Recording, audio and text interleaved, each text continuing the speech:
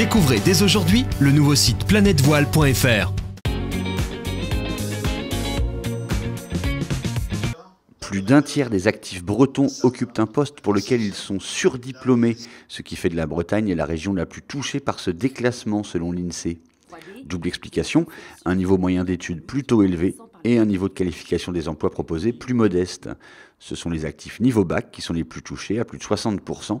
Les femmes aussi sont particulièrement concernées, plus de 38% contre 31% pour les hommes. Le centre-Bretagne est en première ligne, le bassin rennais plus préservé. Une centaine de salariés d'Engie, ex-GDF Suez, ont manifesté ce matin à Quimper. Ils protestaient contre les délocalisations des plateformes d'appel en cours dans l'entreprise.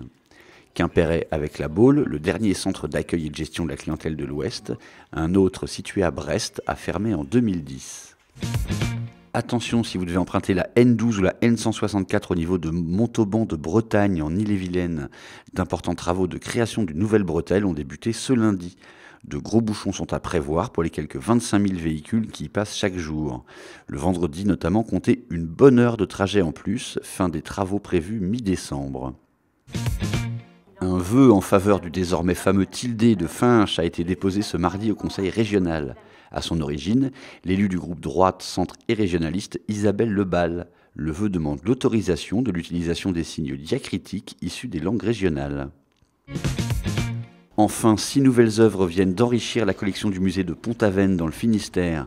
Parmi elles, 2 estampes japonaises du 19e siècle, 3 huiles et une gravure. Ce sont 2 particuliers qui ont donné les pièces. Le fonds du musée de Pont-Aven, qui compte en particulier des Gauguins ou des Sérusier, comporte quelques 4000 œuvres.